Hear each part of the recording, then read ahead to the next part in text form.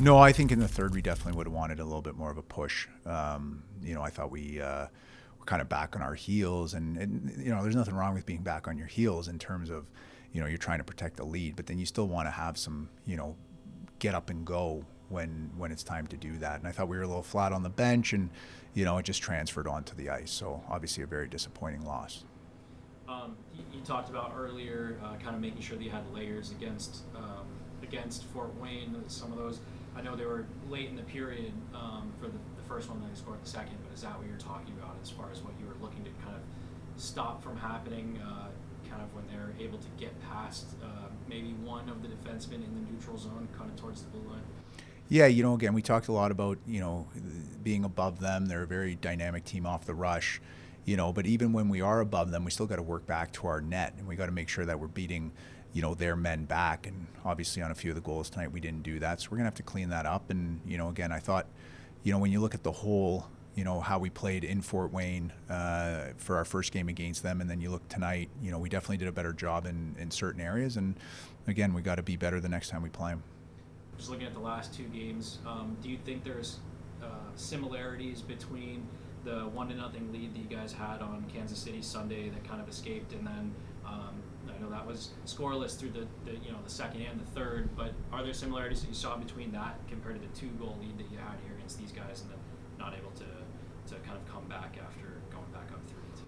Yeah, no, I think the games were very different. I think the scenarios were different. You look at it, we were up 2-1. We gave up the late goal at the end of the first. That's always not ideal. We took a penalty with 3 minutes left. That's not ideal. And then the second period, again, we gave up another goal at the end of that period. We ended up scoring one, and, you go in 3-2.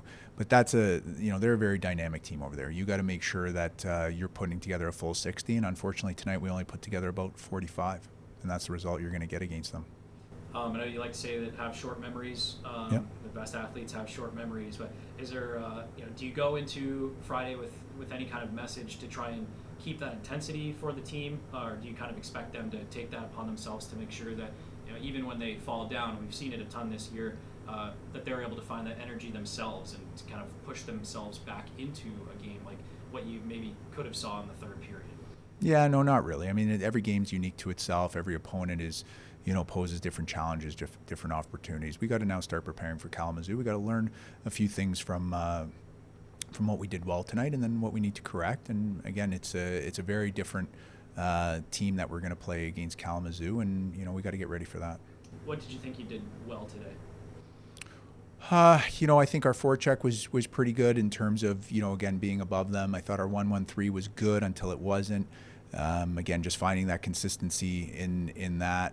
I thought some things defensively we did well, and again, we just didn't do enough of them consistently enough to be the victors tonight. Just to at least more positive with Chong Min Lee coming back and he gets the goal in one of his first shifts. Just wasn't me just having him back in this lineup. Yeah, no. He's a very dynamic player. He's a fan favorite. He's a great human. So it's great for our locker room. It's great for our bench. So we're definitely happy to have him back, and it was happy to see him get on the score sheet. But by no means was it a surprise. I mean, that's what he does. He's a goal scorer, and he scores big goals and big moments for our organization. And a couple times that second period, there were some long discussions with the referee. Just he was relaying some information to you. Can you talk about what he was saying to you?